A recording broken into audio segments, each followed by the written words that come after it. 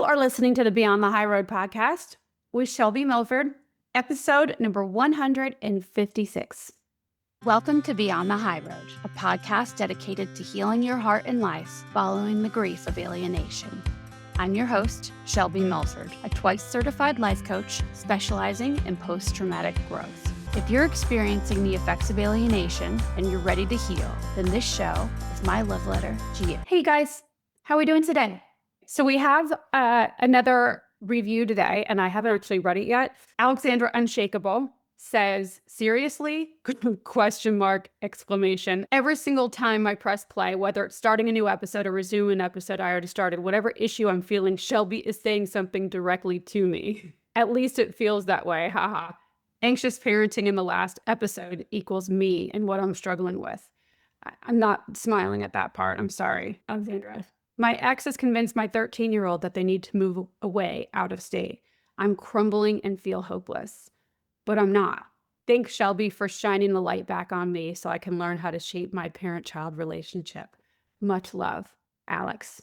Thank you for that review. And that's actually not the first time that I've heard something similar to that. About like every time I turn it on, it ends up being like what was going on with me. And sometimes I think we'll extract the information that we need in the moment and that we're ready to hear too. It's like right when we're open, just like anything, when we're open to learning a new way, then all of these different doors and windows open that were already there and the messages were waiting for you to be able to receive them. You know, and it works like that for me too. Trust me, I have had that experience, what Alexandra Unshakable just shared, happen in my own life so often. And it is really moving when that does happen because it's like you crossed over the threshold and into a new way of living, really, and a new way of seeing your world, even if it's just a small shift, you know, or something like a breakthrough of some sort. Now, you know, you could take it as like, oh, this is what I need to hear because I'm so far behind. And I don't think that's what she was saying here, but it can be like that, right? Where like, oh, look at how much I have to do. Or it could also be like, maybe now you can hear it. You're able to take it in. Look at all the growth that you've done. The fact that you're able to receive the message in the way, in the depth, you know, like to the degree that you are now, probably is much different than it was, or much higher or more than it was maybe a month ago, a year ago, what have you. I know that's the case for me too. We tend to like revisit things sort of cyclically, and what we scratch the surface for the first go around that we visit a topic or conversation. Each time we're able to extract and utilize, relate with to more deeper. So anyway, thank you, Alexander, for the review.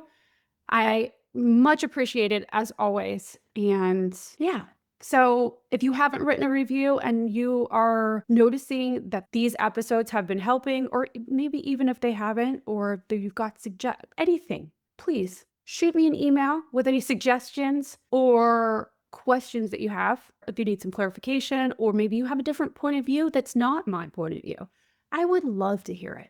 So, and this actually, with my last little phrase right there, ties into the episode today, to the topic for today, which is basically about black-white thinking, but especially coming from right-wrong thinking as an alienated parent. Like, that's wrong, what they're doing is wrong, and I'm always trying to do the right thing, and they're not. Why doesn't anybody else get punished? That sort of thing. And then we're going to touch on what that can turn into and like the drawbacks of that kind of thinking.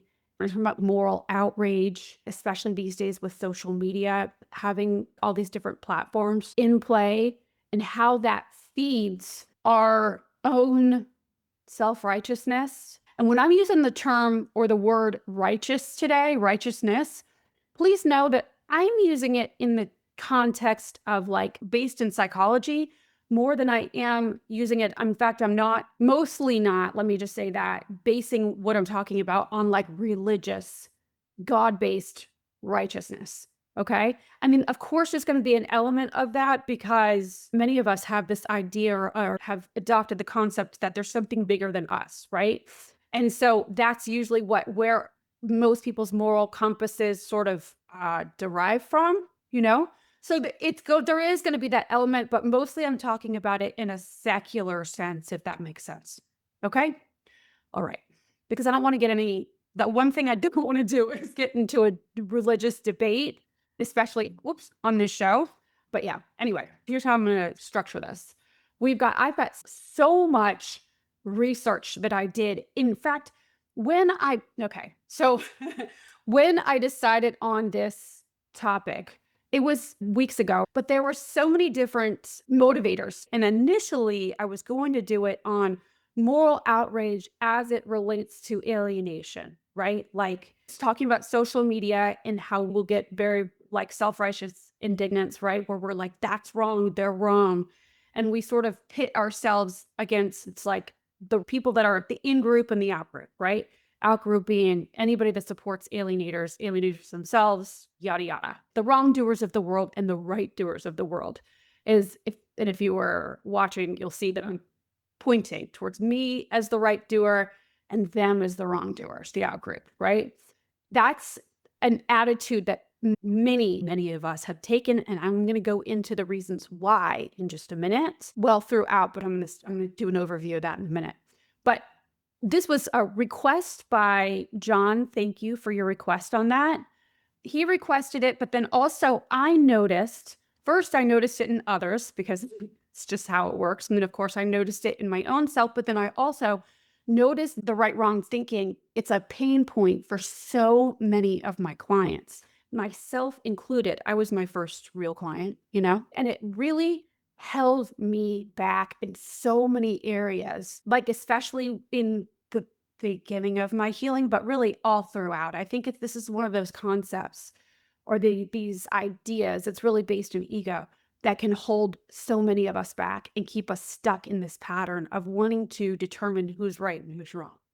Okay. But also I was on TikTok, I don't know when, and I notice this all the time. This isn't but there was one particular time that I'm thinking of where there was, you get the people that want to put in their 2 cents, the Karens of the world. And even the way I'm saying that is indicating that I still have some judgment and some self-righteousness there. So just know that I know that I'm a work in progress too.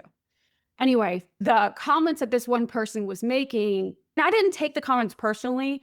I was more being self-righteous on the inside about their self-righteousness and how many people will go on to social media, like start their scrolling session, if you will, with the intention to look for certain things. And those certain things are pointing out how people are wrong in the world, pointing out the injustices, the fallacies, the errors in information data reporting from the users. Do you know what I'm saying? They're the naysayers, And this person had no clue. You could tell that the comment was made based solely on that one snippet of a video, the 30-second video that I'd posted, that only based on knee-jerk reaction to immediately attack. And I thought, that's so interesting how people will latch on to snippets because that's what the algorithm supports. They want short content, a bit polarizing, and maybe anger-inducing sort of content without very much context in order to grab attention. That's really what the algorithms support, mostly. Other things too, but that's a big player in it. And social media, I know I'm going down the rabbit hole with this, but I think it's important. Social media plays on the predictability that humans will go towards negative more than they will go to a positive. It's just the human brain's desire to always want to look for danger and the atrocities of the world. So that's what actually got me really invested in doing this topic, is that there are so many people out there that get on social media for the purposes of making themselves feel better for whatever else is going on in their lives and directing their anger towards somebody else in the way of pointing out how they are flawed, And though that doesn't have much to do with alienation, like seemingly on the surface, it really does if we dig deeper and look at the dynamic of alienation.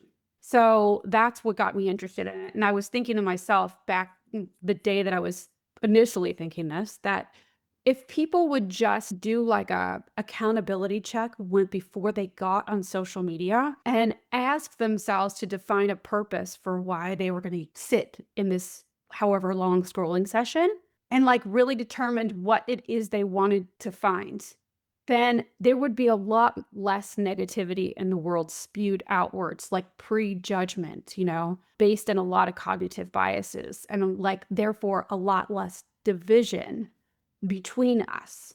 Now I'm speaking kind of personally, but like being that alienation already is a pretty polarizing topic for a lot of people, especially the parents of the world. It makes sense that, of course, the post that I put out there can be activating to some, right?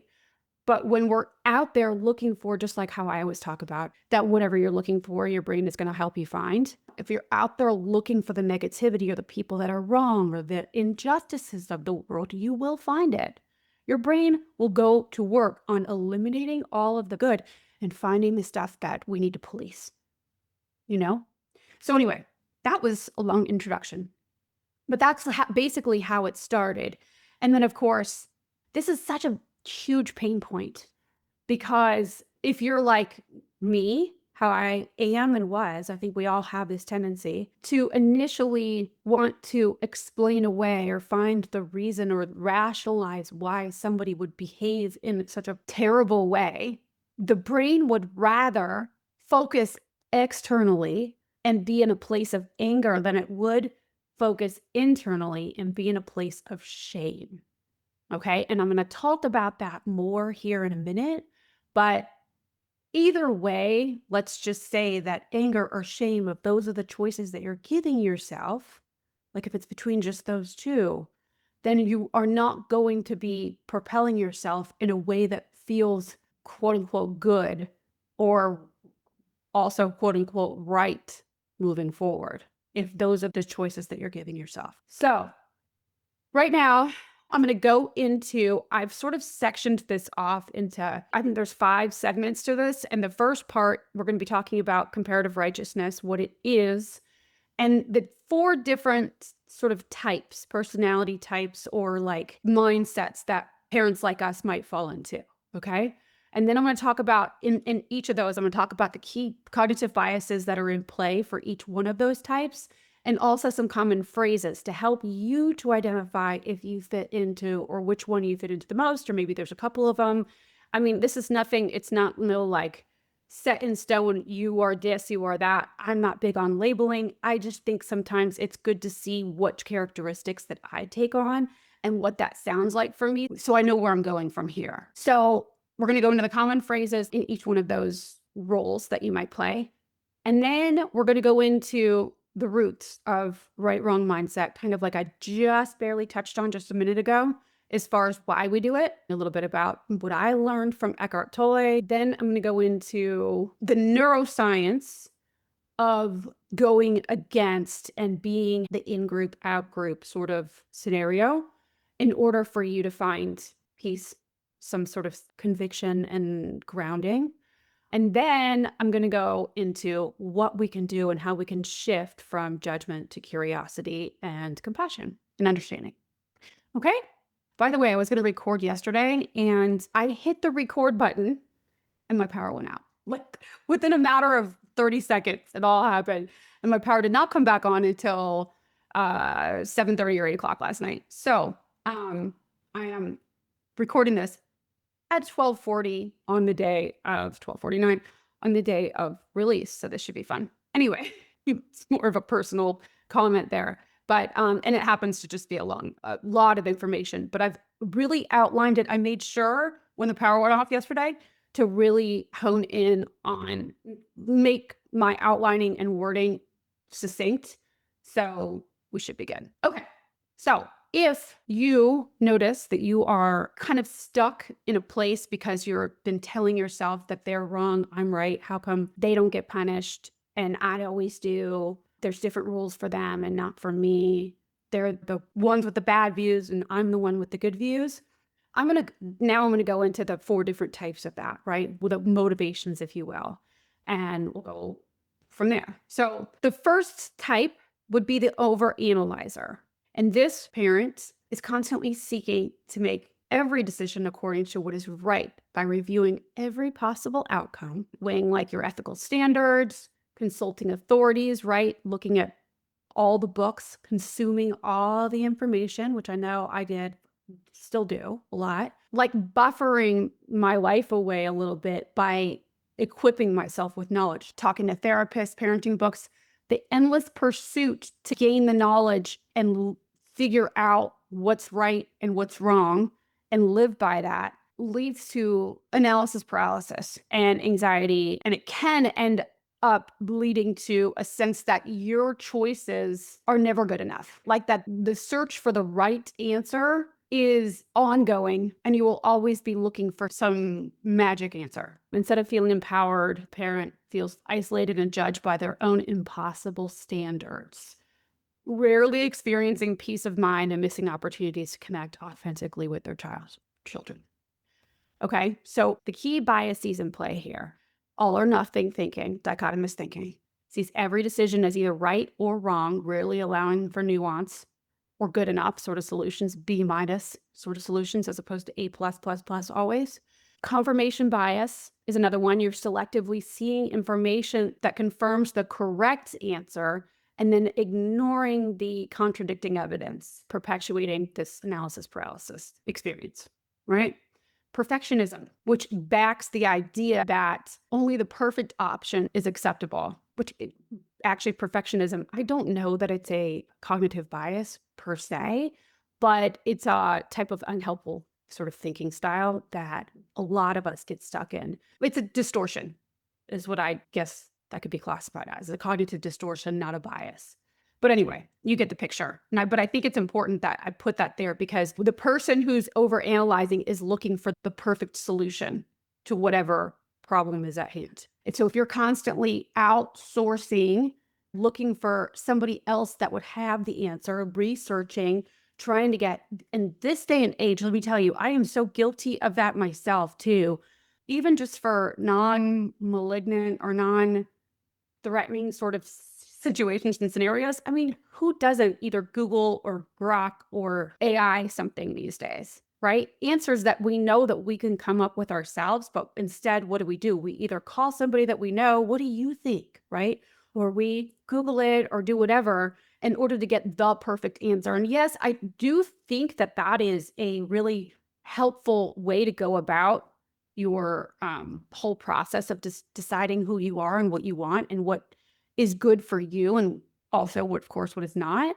However, of course, everything in moderation, right? If you're only using that and only outsourcing and not utilizing what the information that you already have and basing it on your moral code, if you will, or your core values, then there might be something that you could look at in there. Okay.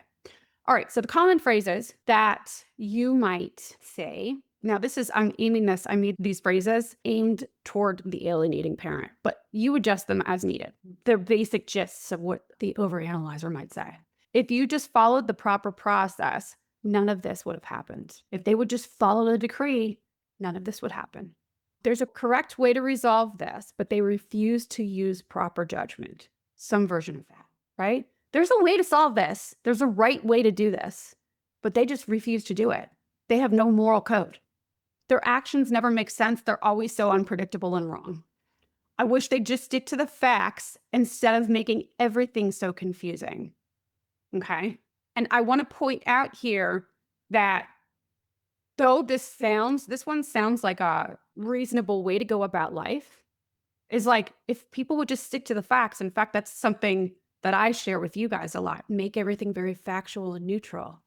But facts, oftentimes, the way that people, when they're saying this, are not facts. They're opinions. They're assessments of what's going on. And they have tone and inflection and are activating. The facts or the truth isn't necessarily always universal or objective. Okay? And that's what I think is the key distinction there for that phrase. Anyway, there's a right way to handle this, and I can't rest until I figure it out. Or there's a right way to handle this, and why can't they see? Why won't they just do what's right, sort of thing? I can't let myself make the wrong move again it will just prove them right. That was a big one for me. I don't want to make the wrong move because I don't want to prove them right. They can't be right, as if it was one or the other, black, white, right, wrong, which gets you into that same analysis paralysis and feeling like that there always has to be the polar opposites and no context, right? We forget that there's all these different gray areas and considerations, Why can't they see that there's a correct way to handle this, If I'm not methodical, I'm failing as a parent. If I'm not doing, and this is huge, I may not be worded this way for you guys, but this is huge. I think it was for me, is that if I don't do things the same way every time and apply the same principles, then I'm failing as a parent, because then I would be hypocrite. I couldn't come up with that word. If I'm not methodical, then I'm a hypocrite, and then I'm failing as a parent. That was huge for me. I thought that I really had to uphold even the past beliefs that I knew that I didn't believe anymore. But if I'd said it out loud in front of an audience in some way, or if I demonstrated a certain belief in front of an audience, then I needed to carry that with me as like luggage for the rest of my life. And that's just not the case. In fact, more and more, I believe that feeling like you need to always uphold and demonstrate the beliefs that you may not even carry anymore will limit your growth tremendously. And that I'm always looking to expand my beliefs, right? And see other ways, other ideas, so that there is no in or out group, right? So that I can see all the sides, right? And then that way it relieves the pressure, of having the right answer, the wrong answer, the right follow up, the wrong, you get me. All right. So the next type of person is the justice seeker. This parent feels responsible for exposing all wrongdoing by the co-parent, the legal system, or even the child. You can expand this out to the rest of your life, especially with justice seeking. I think that it, just by the nature of this mindset or persona, however you want to say that, just by the nature of it, it will expand out into all the other areas, because you want to expose the injustices of the world. The justice seeker may vent their frustrations publicly, correct perceived injustices in conversations, and police every interaction for truth or fairness.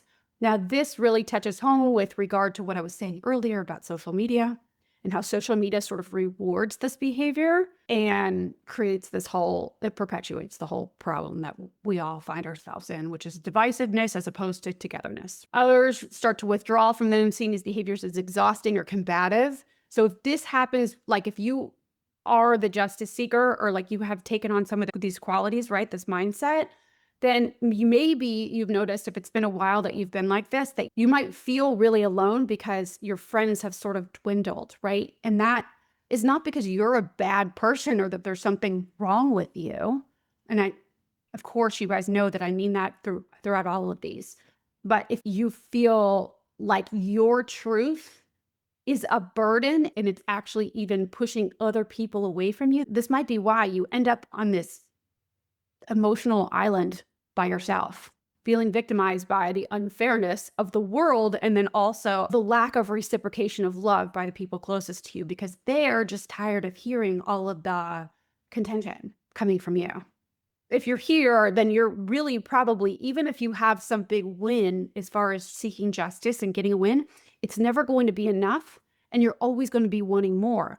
And you'll never experience relief as a result of that, or feel like you've made any progress, because you carry this impossible burden of correcting the world. So the key biases involved in justice seeker mentality is naive realism. Naive realism is pretty much how it sounds. Whoever is taking on the justice seeker attitude, it assumes that their perception of fairness, truth, what's right, is the only objective reality, and any disagreement is seen as ignorance or moral wrongness, right? As seen as a flaw. We see naive realism not just in this, but it's a very good example is pointing to, and I'm sure you guys all have it in your mind right now, politics. Left versus right, right versus left. And then especially in today's climate, you guys, the recent events and stuff like that, it's very evident that it's the demonization of the other side. Another bias is it's group bias, in-group, out-group, which I was sort of just referencing a few minutes ago. Righteous indignation is intensified by identifying strongly with the good side and policing the outsiders. which we've talked about this before, I'm sure, on several occasions, where there is really, I'm going to get further into this in just a little bit when we talk about where this all comes from, like the origin and the roots of your desire, if this is you, to label right and wrong. But in the group bias, there is such a strong pull to come together in groups, and whether it's positive or negatively motivated, it's great force. And like I was just talking with a client about this the other day, like we are talking about Joe Dispenza and his conventions, or his 3-day weekend retreats, and the great results that people get by going. Tony Robbins, another one. People like that, motivational, even religious retreats or what have you, even like summer camp for kids. If they have these specific positive rituals and songs that they sing and what have you, it's really powerful and very dynamic, right? And then on the other side of things, in the negative way, it is because, as I touched on earlier, negative has 5 times more the effect than positive does. Think about the negatively motivated side of things, right? The groups that are like really born to hate on the others, right? This is wrong, they're wrong, whistleblowers sort of thing. That the negative energy that in closeness, the bonds that are formed from that are remarkable. It's a force, but to the group bias is another cognitive bias, right? Where people will get together and all sort of latch onto the same belief, no matter who it's hurting, right? And feel this drive, this force to like make everybody else believe it. Cults, same thing. Okay. Labeling. We've talked about this on several occasions too, assigning fixed moral roles to themselves, the hero, and others, the villains, right? Labeling behaviors as either bad or good, right or wrong, like this whole episode is really about, is going to separate you. Because usually when we're labeling, it can happen occasionally where everybody else is right and we're wrong. And if we're going into like attachment styles, that would be the anxious person that would go there. There's overlap, but it doesn't always have to be overlap between attachment styles and biases and the roles that you might play. Anyway, some of the phrases that you might use as a justice seeker would be, it's outrageous what they're doing. I won't stand for their lies anymore. Someone needs to hold them accountable. No one should get away with this. How can they sleep at night knowing how much pain that they've caused? Y'all, I know. No. I would put money on that every single one of you has thought that thought, including me. How do they sleep at night knowing pain they've caused, not only in our children, but in our lives and all the other people that are our extended family? You know what I'm saying, right? This is one that I think so many people would die on that hill of just go down, that's it. I will stick with this belief and knowing that they are so morally wrong for causing so much pain. And how could anybody on their judgment day, if that's what you believe, how could they ever be happy with the result that they get because of what they've done to everybody in their life? The karma, All right. I'm going to make sure everyone knows the truth about what they've done. And as soon as I read that out loud, I wrote it earlier yesterday, but when I read it out loud, it just immediately reminded me, of course, I'm going to go outsource and go to other people and not think about it for me. But that phrase is almost exactly to a T what my ex said to me during an exchange, one of the initial exchanges, first or second exchange after our first court hearing where I was awarded primary custody. This is what he said to me. I'm going to make sure that everyone knows the truth about what you've done. When she's 16, I will tell her everything that you've done. I'll show her the monster you are. Anyway, someone has to stand up for what's right here. That's another phrase that you might say if you're a justice seeker. It's the burden of having to expose the wrongdoers of the world. That is the justice seeker's motivation behind it. I'm going to out these people because what they're doing is wrong. So I wrote here, the justice seeker's compulsion to defend fairness and correct perceived wrongs, feeling a sense of duty to intervene. I refuse to let them get away with this. I need to call it out. Driven by indignance and the need to expose bad behavior, believing silence equals complicity. Okay? You feel drawn to expose the truth because if not, then you are complicit in the wrongdoing, which I think there's context that deserves, Because if you're always feeling that that's your only mission in life is because if I'm silent, then that means I'm guilty too. To the point where you're not taking care of yourself and also not upholding the other morals that you're holding them to the standards of. If I don't police this, they'll never face consequences. The belief that justice depends entirely on their own vigilance is the justice seeker's sort of view of the world and their motivation behind it. All right, the next type is the rigid role model. And so this person is usually striving to be the perfect parent. The perfect models all choices based on very strict subjective views, never showing emotion, always being productive, never making mistakes, not in the way that they're seeing it anyway, right? They believe that this will earn back their child's respect and rebuild lost trust. But such rigidity usually makes the relationships feel transactional and performative. I have experience with a few clients in the past that the duty to just do what's right, put your head down, and only do the right thing, and that's what they live on, is actually very pressury. But the parent that's here in this rigid role model, in their minds, they need the rigidity in order to perform up to par. But what that ends up translating to as far as your relations, your connection with your kiddos, it can come off, and you might have heard from them that it feels transactional and like that they have to live up to your expectations of them. Now, when I just said that, just know too that I know on the other side of things that they come up with seemingly like trivial reasons why they're not going to honor the parenting time or the schedule or whatever, talking about your kid, because they just bring up whatever they can. So just know that I'm not trying to reinforce or back up what they're saying about you. I'm just saying that if you notice any of the similarities here, then it's something that you might want to look at for your own experience, not because I'm trying to assign blame here. Okay. All right, this parent feels increasingly disconnected from their own feelings and from others, and their child senses a lack of authenticity, deepening the emotional gulf. The key biases that are in play here are overgeneralization. You apply broad rules from single events. The example I came up with here is once an abuser, always an abuser.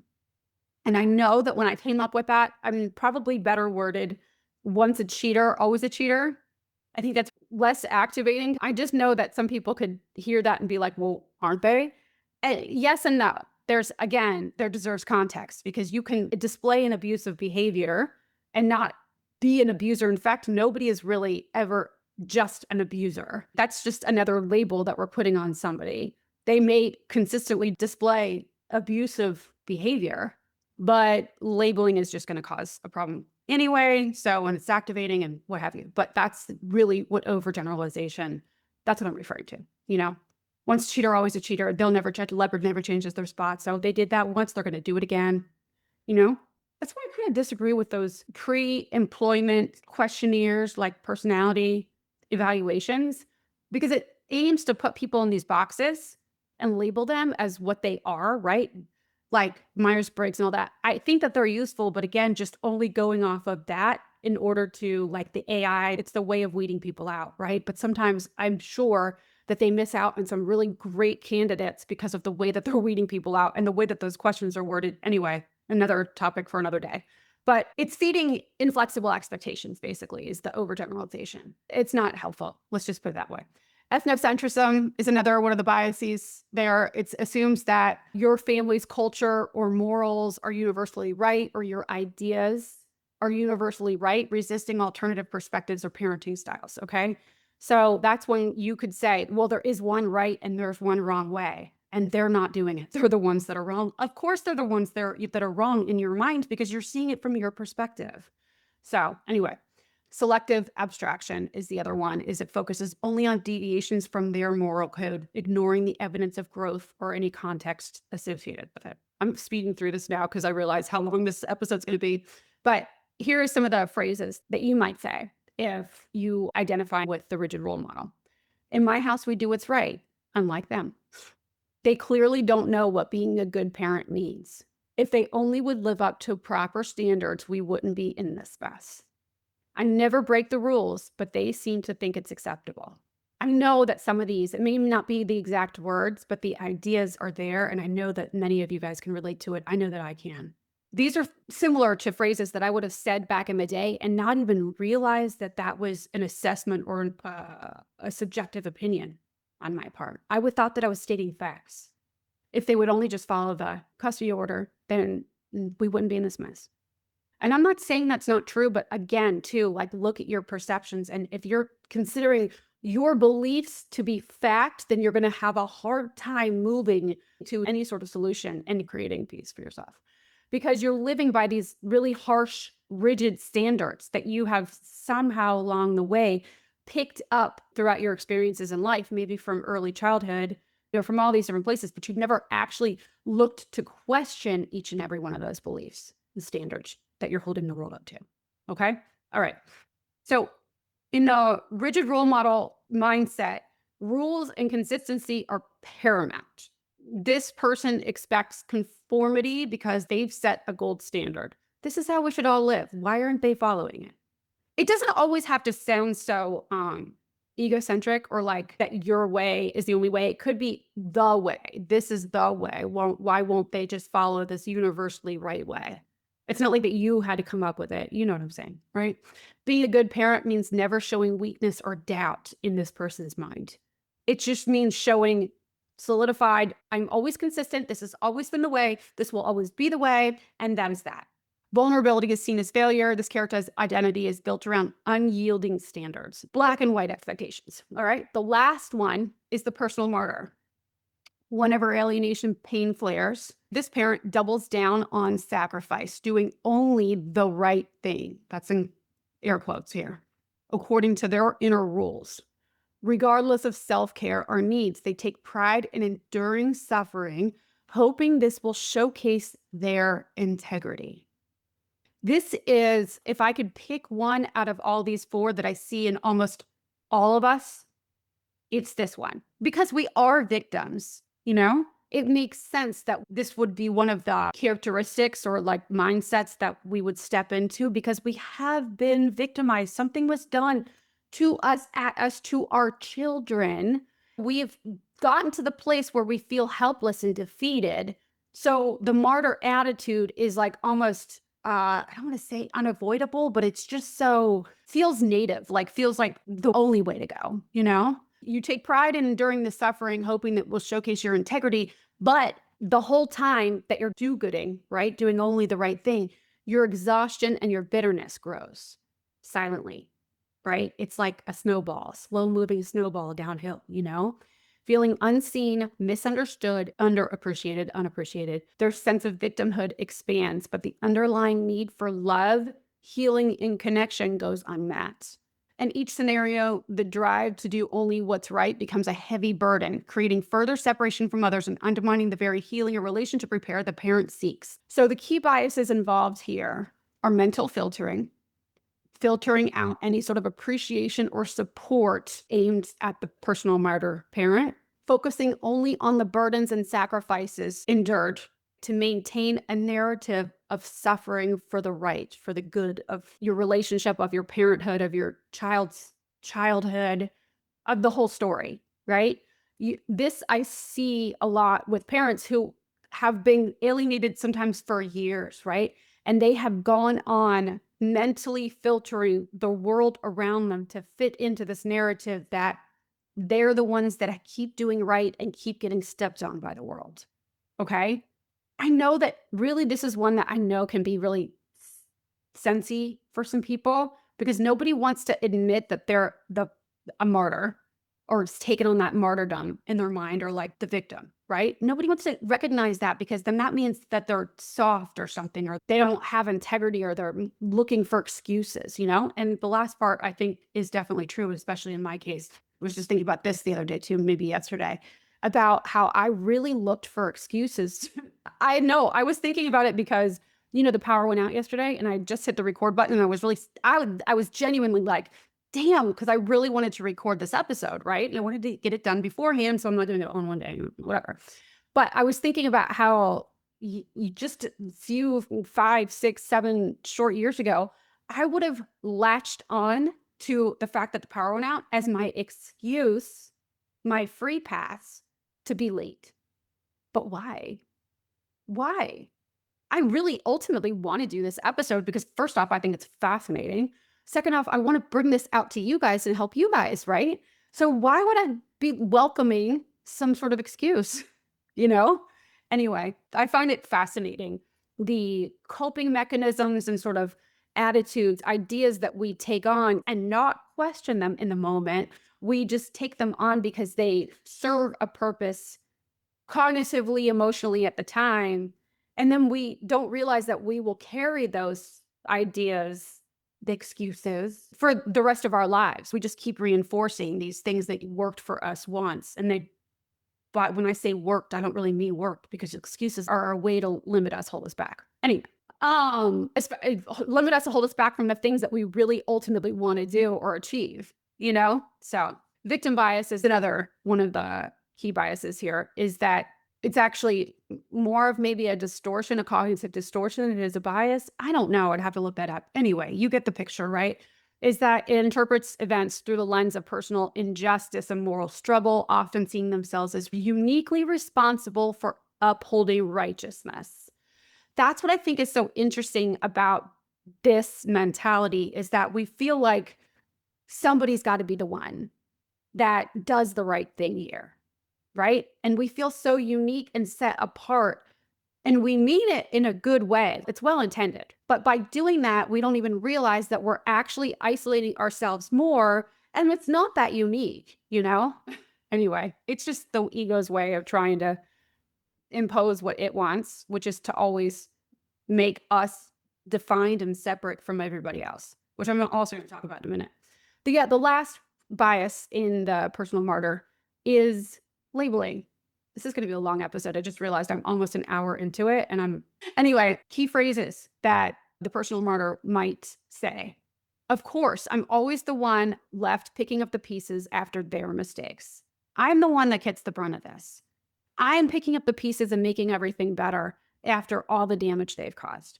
Nobody notices how much I have to sacrifice thanks to their selfish behavior. How much I've already sacrificed thanks to their selfish behavior, their abusive behavior, whatever you want to say.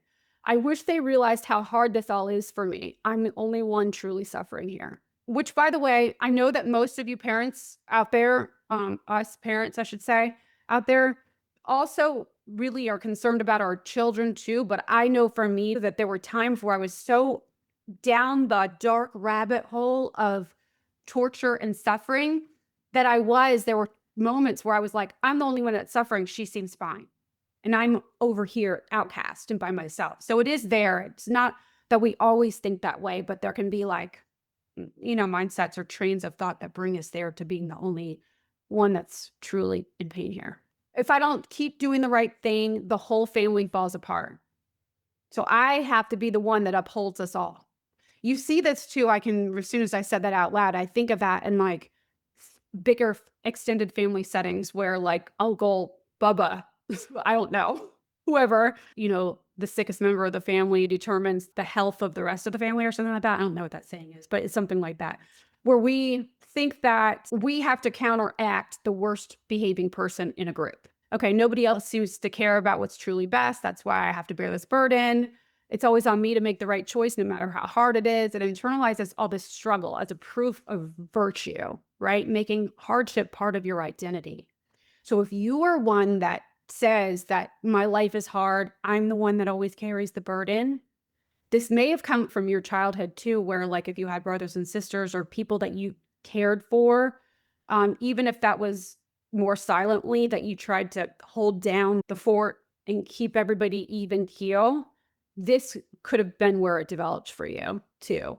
But just because it developed then, if it's not working for you today, you can obviously become aware of it and start making changes, right? And some of those changes will just happen by the simple willingness to be aware.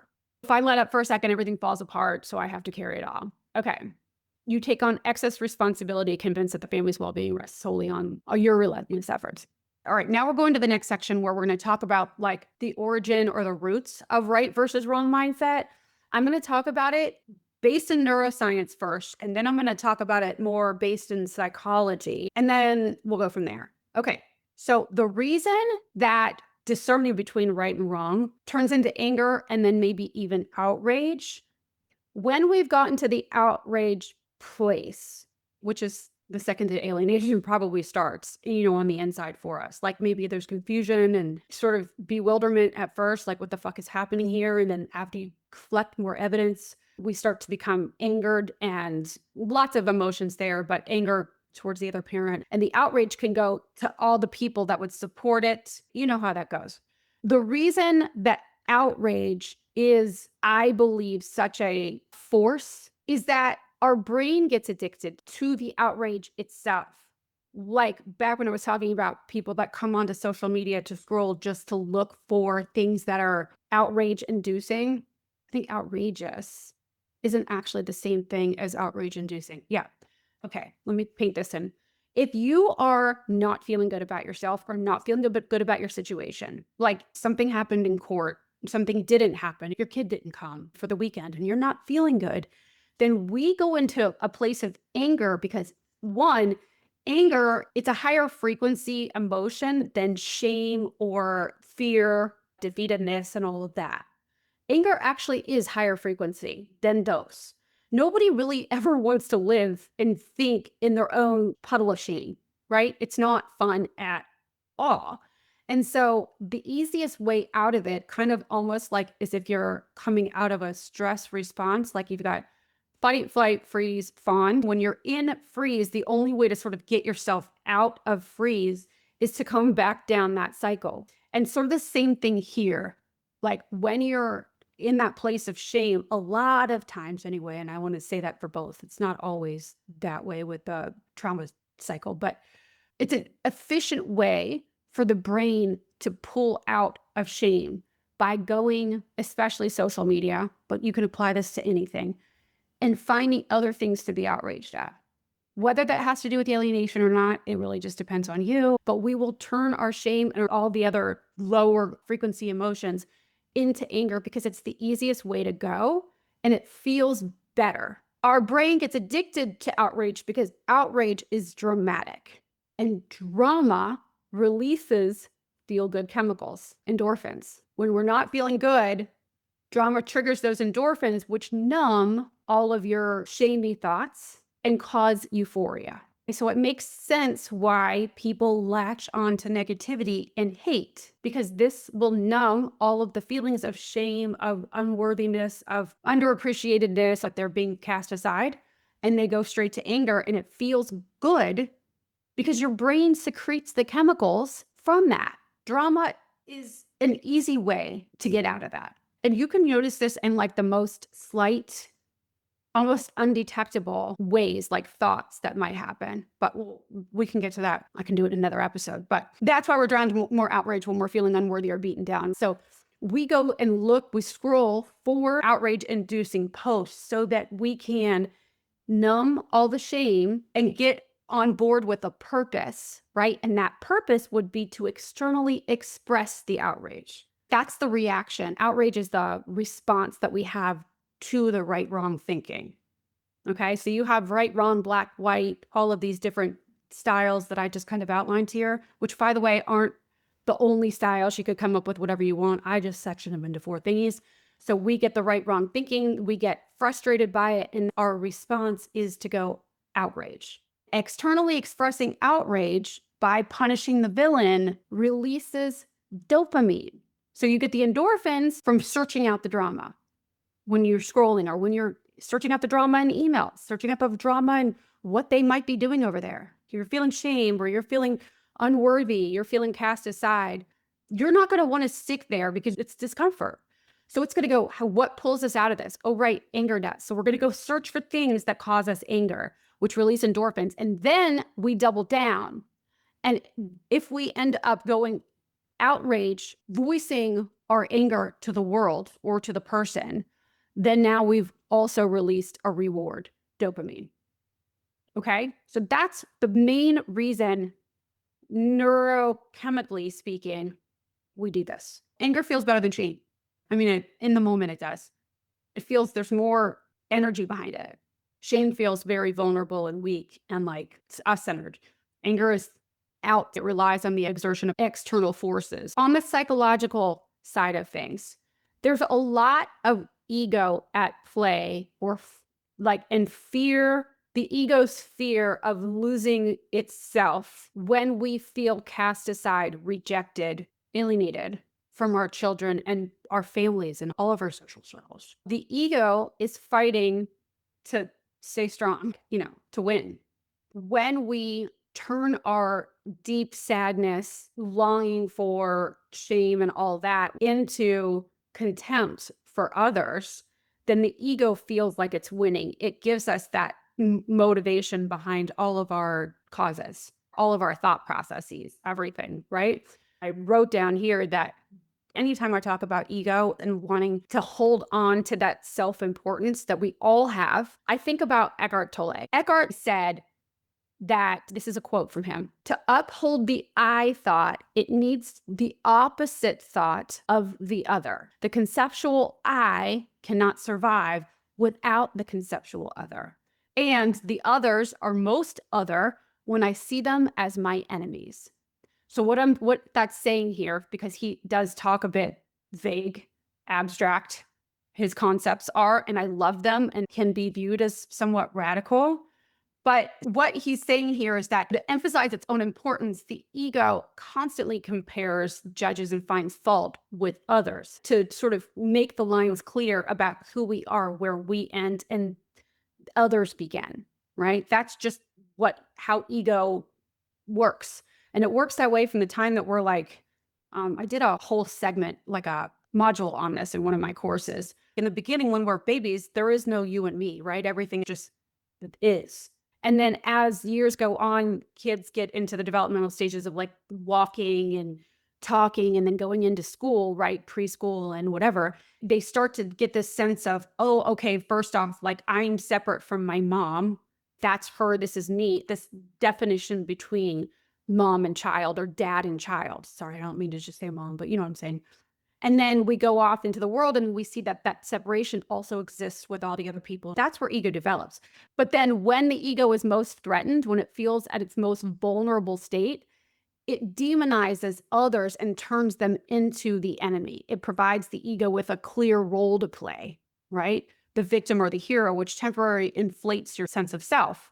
Ego isn't always a bad thing, but when we're feeling threatened, the idea is that we want to make somebody the villain so that it's not us, because we've already been the villain in their narrative. So now we have to counteract that. Basically, to summarize that, to strengthen who I am to the world, the ego will complain, it will hold contempt, blame, what have you, find fault in, to create secure boundaries and make yourself seem more defined, set apart from, which makes us feel good in the moment in that context, right? At least I'm not like them. That's how that happens, which causes us to feel better about who we are, right? Because we have something negative to compare ourselves to. It boosts us up. But ultimately, as you guys probably can already tell, that by doing that, you're also singling yourself out. They're doing it to you, singling you out, and then you're also then reinforcing it and doing it to yourself. So you're on this special snowflake island. So I was thinking about, when I was writing all my notes down for this, doing the outline, it made me think about a recent coaching session I had, actually a couple of them, with one of my clients, where we were talking about, this guy is like the ideal client in my mind. All the clients are great. All of them, everybody brings something different to our conversations and to our relationship, but he really, truly, he recognizes where he wants to do some work, but he also brings it all. And he's not afraid to talk to me about the fact that he has a victim mindset, right? He's like, I know it's there. I just can't seem to get out of it. I cannot seem to not feel victimized about my life because people in the world are doing wrong. It's a theme in my life, and it always has, and I've always felt set apart, is basically, I'm paraphrasing, but that's basically his narrative, right? And I feel that because I was there too. And you guys have probably heard me talk about where I knew I was a victim, that I had the victim mentality, and I fucking hated it. I hated it, but it felt unavoidable. It felt like that was my reality and it was never going to change. Like, how can it change? Look at what I've endured and what keeps happening. I keep enduring. Anyway, so he realizes, he's like, Shelby, I know that this is a theme in my life and I don't know how to get around it.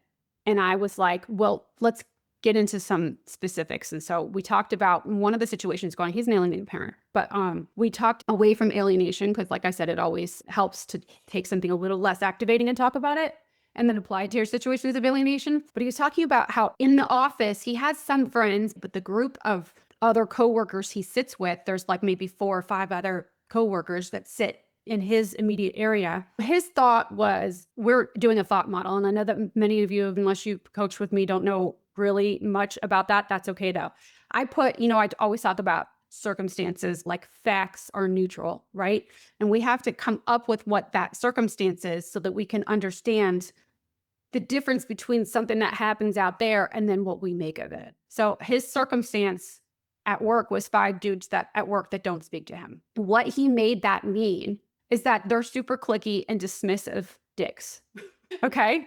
Which is something, it's real. We've all thought stuff like that before, right? And his emotion that thought created was annoyed. That was the mild version of the emotion. There was outrage there too. But what he ended up doing from that place when he felt annoyed because he was thinking they're super cliquey and they're dicks and they're dismissive, is that even before he got to work, like on his way from the parking lot into work, he started to put on this attitude of annoyance. He was already annoyed before he walked in the door because it was the mindset that he had developed over time because of his narrative, right?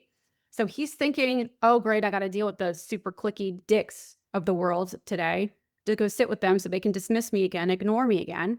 And so what that created for him while he's at work was that he would shut down, close off, and only like hyper focus on work and then not attempt to have conversations with them, of course, right?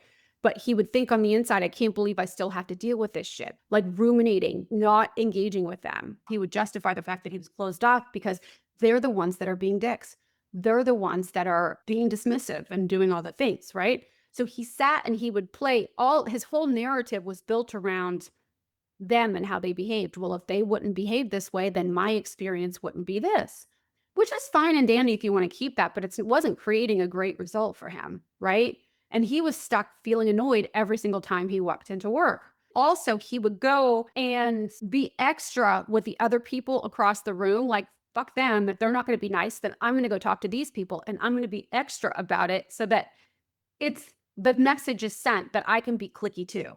So what's the end result of that is my client ends up doing the exact same thing as what he's accusing them of. So by like thinking the thought that they're cliquey and they're dismissive, he went and was dismissive with them, and he continues to be dismissive, well, up until this conversation, dismissive with them, to them, about them, and only includes other people, right? Like, I don't want you anyway. You're not good enough for me, sort of attitude, which is exactly what he was complaining about with the group of quote unquote dicks, But this is the thing with like this indignant sort of righteousness that we all can get into, is that we justify it by saying, but that's because they did it. Right? It's like kind of a preschooler mentality. This is no disrespect to my client or anybody that's doing this. We've all done it. When we judge, when we label, they're wrong, I'm right, look, and I promise you will find that in your indignance, you end up being just as much of the offender as the offended. This happens across the board. Anytime we're in judgment and we put ourselves up and them down like the ego wants us to do, let's get out of this icky place of shame me, blame me about ourselves, and let's go direct it towards somebody else. That way we can push ourselves up and feel better, get out of the pain we're in, and outsource it externally. They're the problem. They're the ones. And then when we do that, they're the problem, they're the ones, we're singling them out like we felt singled out. So we're doing the very thing that we're hating on, but we're asking for grace because we're doing it for a reason, because they started it, because their behavior is egregious or is, ridiculous. What we ended up coming up with when my client and I dug further into this mindset for him, because it was a theme, he self-admittedly, he was like, I always feel singled out and like that people won't talk to me. Though there were cases where he would go into a new setting, a new environment, not work related, where he didn't have that reaction. Like at first he was blaming himself and saying like, it must just be me. And maybe I just give off like asshole vibe and people don't want to be around me for that reason. So he started to internalize all of that, right? And then he noticed that when he went into taking some classes at school and doing some other stuff, that it didn't come up and other people's experience of him seemed much different than it did in the work environment and also, of course, in his marriage, right? And when we looked further into it, though, it all stemmed back the being set apart, cast aside experience that he was having, like recurring, started from when he was a kid. And it might have been, I'm not blaming him here, but it might have been because when he, as a kid, had to fight a bunch and he always had to protect himself and he got really good at fighting other people, right? So he put that persona on when he felt threatened, right? The second that he felt threatened, he put on that, that's okay. I'll just knock you out and that'll be the end of that. And then there's no more to discuss. So y'all can go fuck yourself sort of attitude, right? But when he wasn't feeling threatened, i.e. being in new classes and whatever, then that persona never had to come out. That part of him never had to come out. And his experience of others and their experience of him was much different because he wasn't coming from fear, right? Anyway, what I'm saying is that sometimes we develop these tools, if you will, these behaviors, these mindsets when we're kids because we had to. We thought we had to or whatever, you know? It changed our experience as a kid. And then we hold on to those and those bleed into our adult life without us ever stopping and looking and questioning those beliefs, mindsets, behaviors, right? And then now where they once served us, now they're totally not serving us and actually setting us apart even further and complicating or perpetuating each one of these four sort of personas or like this right, wrong attitude and feeling like the world has injusticed us. Does that make sense? Okay.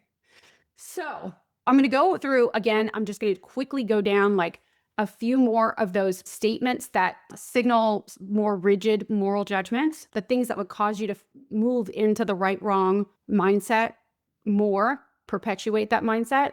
And then I'm going to give you the alternatives for those. So some of the common phrases that we probably would use that would perpetuate that would be, this is just plain wrong. I'm only doing what's right. People need to be held accountable for their actions. I could never do what they did. It's unforgivable. Morally, there's only one way to handle this. Can't they see how wrong they are? If they cared, they'd do the right thing. I have to stand up for what's right no matter what. It's my duty to show them the difference between right and wrong. I mean, someone has to. That last part is like the activating, someone has to, because it's suggesting that somebody else isn't, right? There's no excuse for that kind of behavior. I shouldn't have to tolerate such bad behavior. This is another one of those. Or somebody will say that to you. Are you going to tolerate that? And that somebody else's suggestion that you should be not tolerating or not handling things the way that you are can actually itself instigate outrage, you know? And I feel like that is like the weakest place to be, to adopt an emotion or a mindset based on somebody else's suggestion to you, especially if it never occurred to you before. It is a helpless place to be, defeating place to be, disempowering. This is a matter of principle is another one. I'll never understand how people can justify that. If you break the rules, you should face the consequences. Letting this slide would be enabling bad behavior. I'm not here to judge, but someone has to call this out. Okay? Those are all the phrases that might exacerbate or like compound your feelings of black, white, right, wrong. They carry a tone of indignation, moral superiority, and emotional charge, sometimes escalating to blaming, shaming, public outing of perceived wrongdoers. They may be used instinctively as self-talk in private conversations or during social and legal conflicts, unwittingly modeling rigidity for children or other family members. What I'm saying is that you may be using that as a way to stabilize your stance. Is that the right way to say that? Yeah. Anger in your stance and your moral righteousness to yourself. Like, well, somebody has to do this. It's a way to like fuel your, if I'm going to be frank about it, the bad behavior or bad attitudes that are not fueling you where you want to go, creating your experience to be more negative. Okay, so recognizing any of these patterns, like that kind of talk in your own self, rather than, and I should have said this in the beginning, listen, you guys, if you have spent the whole episode thinking about this in terms of that's what they do, and like other focus, the out group focused, then it would be really helpful for you to go back and listen to this. Let go of the temptation or the urge to want to only focus on how other people are violating this. And maybe then now focus on how you might be doing this in your own life. And the reason I say that is so that you can upgrade your experience of even this, if we want to call it negative or positive, right, wrong, bad, negative experience of alienation. Okay. So if you want to free yourself from this rigid sort of black, white, right, wrong, alienated, accepted sort of viewpoints that you might have. And I feel like it would have been inevitable for you not to gather some of these and use some of these in your daily life. Then it would be really helpful to see how all of this applies to you, not to other people. Okay. Because if you're doing it towards other people, it's just going to solidify that and it's going to set you further apart. Okay. Examples. I'm going to give you examples of gentler sort of phrasing. This is one way to see it. There might be other ways. I notice I feel strongly about this. What might another perspective be? This is what you do. This is how I correct, if you will, my thinking when I feel indignant or like in this place of they're wrong, they're suck. Which, by the way, I was just in that place. I was like last week where I was like so mad. So last week I had another technical problem with, there was my Descript, what I use to edit the show.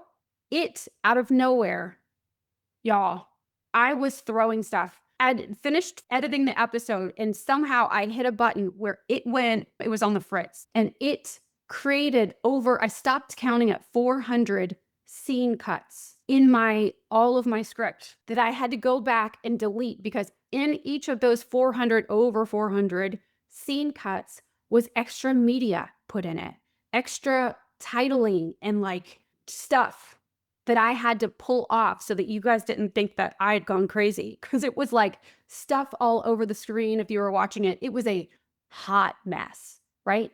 And I was in such a bad mood. I mean, it cost me hours upon hours. I was almost in tears. I was so angry. And it wasn't a person that did this. It was their AI that was on the fritz and just decided to start doing what it wanted, right? It shut everything down and I couldn't go back and just X out of it or go back to a previous version because nothing was even uploading. Anyway, it was a big mess. Anyway, after that, because of that, that set a tone for me of me feeling like I had been done wrong by AI. And that bled out into all the experiences I had later that evening and like the next day even, where I felt wronged and everybody else was the enemy. You know what I'm saying? So trust me. I mean, I'm here with you. I get it too, you know? I was assuming the worst about everybody else and that I was on an island as the victim, you know, for like maybe, I don't know, about 24 hours, but it was a good while. And I noticed, and then finally I noticed my dialogue and I was like, oh my gosh, there are so many different ways to think about this. Cause I was like, this is the only way to think about it. I said this out loud to myself in the car while I was driving. And then I was like, I laughed because I was like, this is not the only way to think about it. What are you talking about? That's what your ego wants you to believe in the moments, you know, because it feels so charged and good in a fucked up way, you know, to be right. Being right feels like, ooh, thank God. See, I'm the one that was right.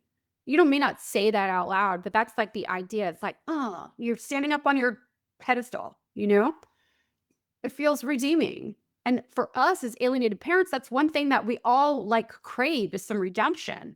You know, we have been singled out for so long. At least this time, can we do it in the quote unquote right way, right? Can we be the model to look after, for them to model after? You know what I'm saying? So it makes sense why we all sort of get there, but it just doesn't, in the long run, choosing anger, even anger, like, you know how earlier I was talking about, you know, from shame or whatever, that those are really low frequency emotions. Anger is higher than fear and shame, but not by much. It's still, anger is not nearly as high of a frequency as, let's say, well, of course, joy, or like even curiosity or fascination or understanding or compassion. All of those are way higher frequency than anger and what have you. So anger is not how we want to like model to like, that's where we need to go from there. We can decide to immediately switch into curiosity and what have you. And these are the phrases that would get you there, hopefully get you there. And this is how I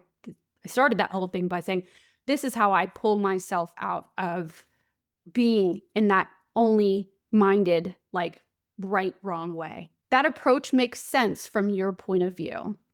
And you can say that depending on the tone that you put on that, that can feel good, true, and right. Recognizing individuality and also recognizing that there is more than just your way to think about something. Okay? So that approach does make sense from your point of view. Absolutely, it does. I can see how you would get there, not in a condescending way. And so for you, the way that you would state that is, how does this approach make sense from their point of view? How could I see it from there? You know?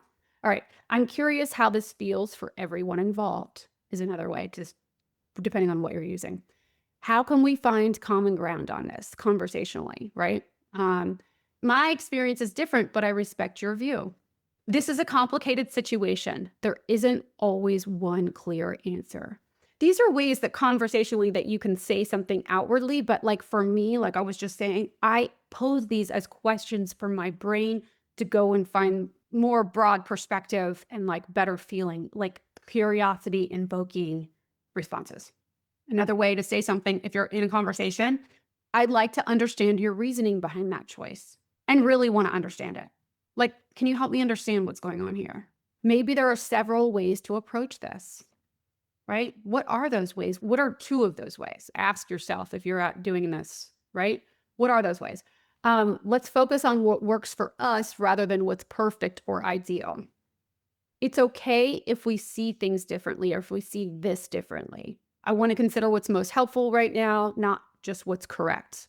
I wonder how this decision will impact everyone in the long run. Perhaps we can hold space for both options and see what fits best after. Let's reconvene in a month and see which works best for the both of us.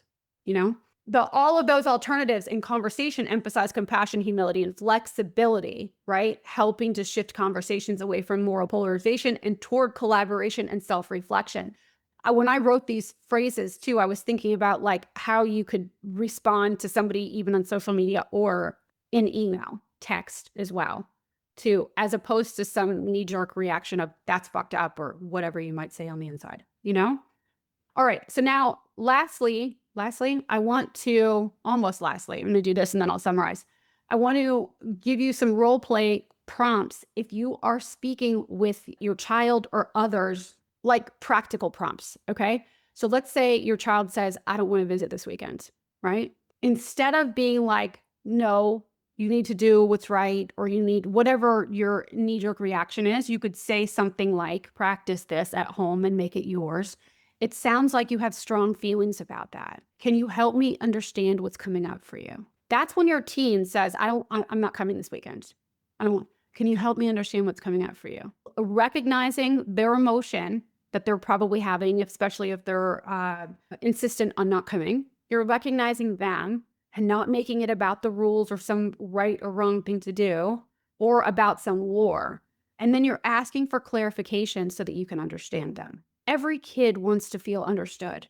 Every person wants to feel understood. The next situation that I came up with is a co-parent criticizes your parenting style. They say something, depends on where you're at with them, but like you're letting them stay up too late and that's just wrong. You can practice saying something like, and it doesn't matter how they respond. It's more about you responding in a way, coming up with a response for you that feels good for you and doesn't perpetuate or instigate polarity fight, right?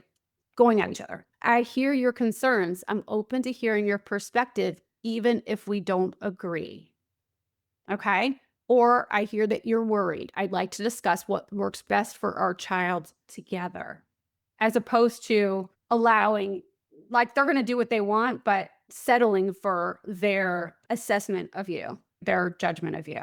Your child blames you for the family conflict. It's all your fault that we don't get along. Listen, there are so many clients or people, parents that I've spoken with, that the reason that alienation happened is either because they cheated, like the alienated parent had had an extramarital affair. And then because of that, the alienating parent is now using that as all the fuel. And the child then adopts that and says, you're the reason why. You're the reason why you broke our family up, right? I cannot tell you how many times that story is the motivation for all of the alienation. I still think that cheating, not cheating, that alienation was probably in this parent's, like they were going to probably respond that way with anything sort of opposed to them, but they just want to, just as we're talking about here, they want to label somebody as the wrong person, right? And it's easier for the alienating parent, and it's great to have compassion for them here too, because you know that you've done this with them and with other people, then that's exactly what they're doing, is they're making you the bad guy, of course, moving their child up into the parent role, right? And they're now partners with them in that way, right? They've got entered the loyalty conflict and it's all against you. And so your kid says, it's all your fault that we don't all get along, right? This is you did this. You should have done it differently. And you can say, I'm sorry that this feels so hard for you. Let's talk about what feels difficult for you or what's been difficult. I want to listen and understand to how you are experiencing everything, right?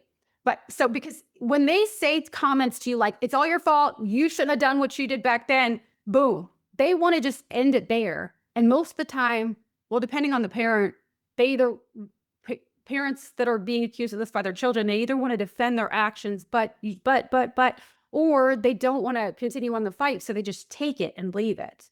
And they silence them, which is exactly what the kid wants, because then there's no argument back. But when you open right back up to them, even at their insult or their blame to you, and say, help me to understand what's been difficult specifically about this situation for you, it then lowers the intensity, and it's now directing them to start using their own thoughts about why it's a problem for them. And then if you can keep focusing on not their blame towards you, not the daggers or the bombs they're throwing your way, but instead ask them about their experience of that and what's been difficult specifically for them, then you start opening up this bridge for conversation to happen. Even if doesn't seem productive in your mind, it's now you've opened it up. You've got more avenues to work from. You know what I'm saying? Okay.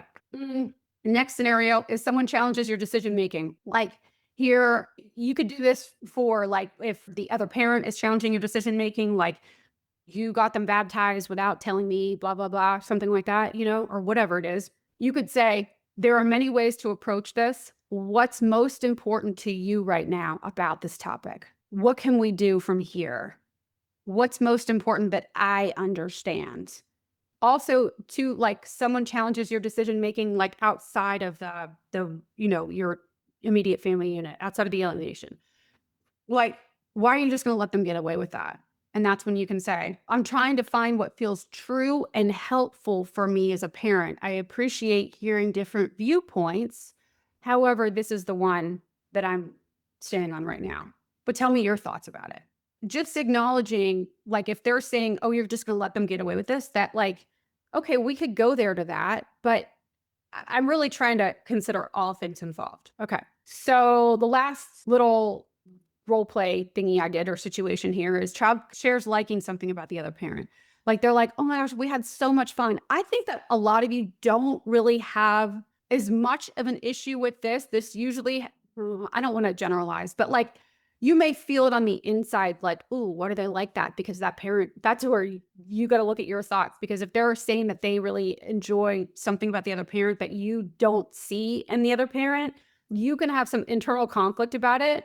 But you can also say to them, like I think a great response here would be like, I'm so glad that you can enjoy things with both of us. It's okay if we all bring different things, aspects into your life, different value into your life. So I'm glad you enjoy different things with the both of us or with all of us, whoever's involved, right? It's okay. And I think I want to encourage that you include people in your life that bring different things to the table, add value in all different ways, is the best way I think found for me to go about that. That's great. They bring that to you. It also helps you, it relieves you of your ego, of this idea that you must be the one that supplies all good compared to the alienating parent who's supplying must be all bad if you're the one that's doing all good. Because you guys, in your mind, you have to be much different from them because you would never do those things, right? But when you say they add value in a much different way than I do, then there's no competition. There's no comparative analysis that you must go through and which way's the right way. They're just different. They bring different joy into their life than I could ever even try to bring. And I can honestly, when I think about it that way, I can even look at the stepmom, who is the one person that I've always had the hardest time forgiving. I can even look at her in that light in a forgiving way. Because it is true. I mean, there is no arguing with that I'm sure that she's got, because we are so different, that she's got to have, they can't all be bad qualities. There has to be some redeeming, that doesn't sound right, but like some really amazing qualities that are attractive about stepmom that my daughter gets from her. Do you know what I'm saying? And I know that we're talking about abuse, you guys. So just know that, like, I don't mean to like lighten their offenses, if you will, or make light of them.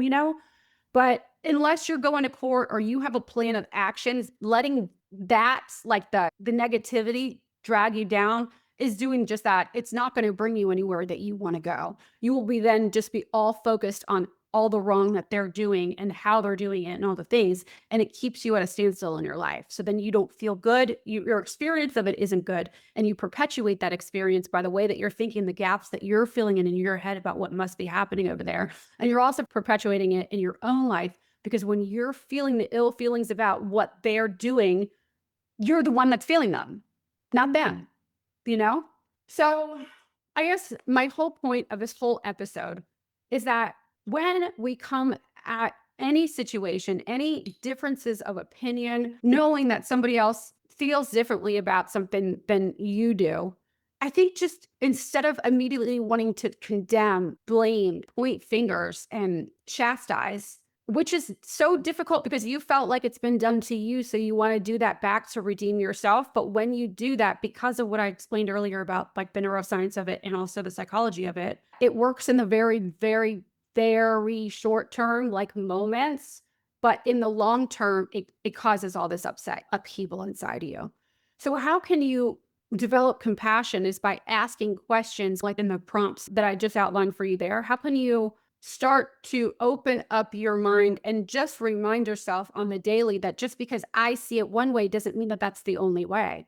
People want to talk about, and especially coming from our kinds of backgrounds, generally speaking, we want to label the right and the wrong. And there's a right way and there's a wrong way. There is like rape is wrong. And we could go into all these things about like there is a moral code and things people should do this right and wrong. But there's so much context, human trafficking and all these atrocities of the world, they will be there because that is just the human experience. But the more that we appoint ourselves as the judges of the world or the police of the world, and that we need to call everything out, notice what a fucking burden it is on you, When you can come from a place of compassion, curiosity, fascination, you notice that you get so much more done and more productivity in your conversations, even with the quote unquote enemy or villain in your life. When you can come to some sort of even ground, even if that's only in your mind for seeing it how they see it, you will alleviate so many of your own symptoms and be able to see clearly for the whole picture and come up with like a protocol and actions that you can take to directly affect change or promote change related to whatever you're upset about. You know what I'm saying? So you're not going to really, I'm not saying that anger is bad. I think anger can be really good, a great motivator to start creating change, disrupt the current cycles that you could see that maybe were good. Hello, alienation, right? But in order to disrupt in an effective, lasting way, You have to have clarity, and clarity comes when you pull the emotionality out of it and start seeing the full, all different kinds of angles and situations, and understanding what would have created a person who was inclined to alienate and like cast you out, you know? So anyway, that's what I have for you. Just maybe the questions that I think I wanted to leave you with is, what would change for you and your family dynamic if you embraced curiosity and compassion instead of policing the morality of the situation or policing the bad behavior on the quote unquote other side? What would change for you in your daily life, in your ability to connect, in your productivity? How much time do you spend daily? This is an uncomfortable question to sit with and find the response to, but it can really help you to put things into perspective. Is how much time do you spend on a daily basis policing the world, policing your situation, considering the injustices done, hours wise? How long? How many hours per day? How many hours per week? And then compute that into months and maybe even a year, and see the impact on your ability to connect in your life as a result of those hours spent. Because not only do you sit and ruminate likely about the injustices being done and how what they're doing is wrong and what you're doing clearly is right. You may not always define it that way, but what they're doing is wrong and how are they getting away with it, sort of thing. Not only do you feel that negativity the whole time that you're thinking about it in that sense, but then it eats into all that time that you could be proactively doing, like advocating for yourself and doing things that you really want to do for yourself and also for your child, and talking and having, like, making productive leeway with the situation because you're too busy stuck in that, in the negativity. The negativity is so easy to go back to, and it's addictive. Like I said, outrage is drama, and drama is addictive because of what drama creates neurochemically in the brain. That was redundant. Neurochemically, your brain immediately excretes endorphins the second that we go to the drama. And then when we react to that drama, it creates the reward for us. We receive the dopamine and we want to repeat that. Our brain reward system files that away as a good response, a good action. And we continue to do that. And that itself becomes this whole cycle of addiction, you know? So that's what I have for you. That was a really long episode. That was talked for like 2 hours. I got to go and edit that. So I'll see you guys next week. Bye.